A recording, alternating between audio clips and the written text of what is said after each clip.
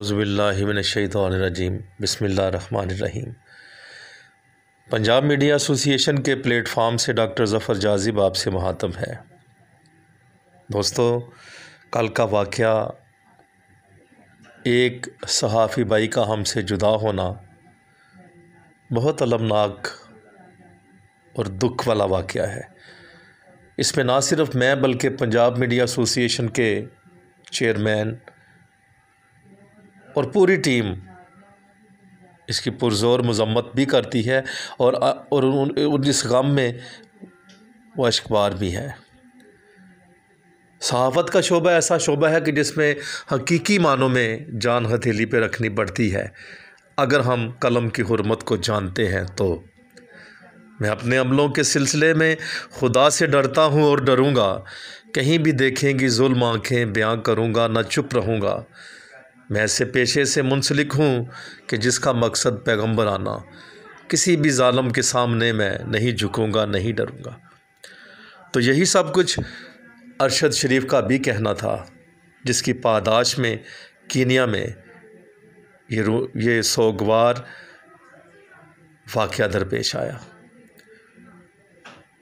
اور اس غم میں صرف آنکھیں اشکبار ہی نہیں بلکہ حقیقی معنوں میں وہ اس کا ازالہ چاہتی ہیں کہ شہادت کی یہ موت رائے گاہ نہیں جانی چاہیے۔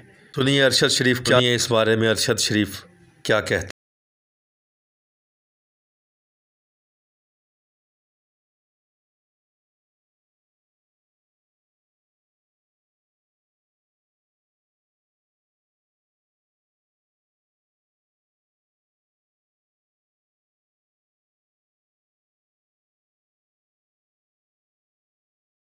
نے سنا کہ ارشد شریف کا موت کے بارے میں اور پاکستان کے بارے میں کیا جذبات تھے۔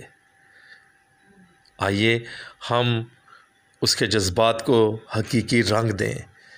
پاکستان کے لوگوں کے بارے میں، پاکستانی قوم کے بارے میں وہ کیا جذبات رکھتا تھا بندہ، لیکن ہم تو بالکل اس سے کوسوں دور ہیں۔ ہمارے حکمران، ہم تو صرف ہوس اور لالچ میں پڑ چکے ہیں۔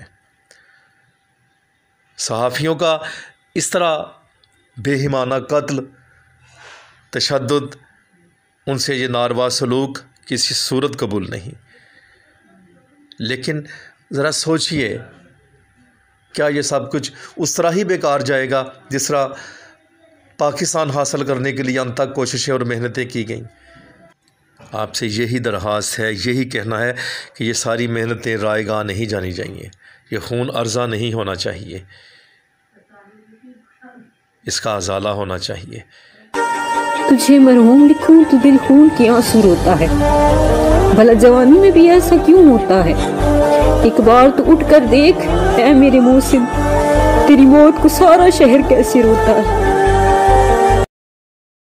بچھڑا کچھ اس صدا سے کہ رت ہی بدل گئی، ایک شخص سارے شہر کو ویران کر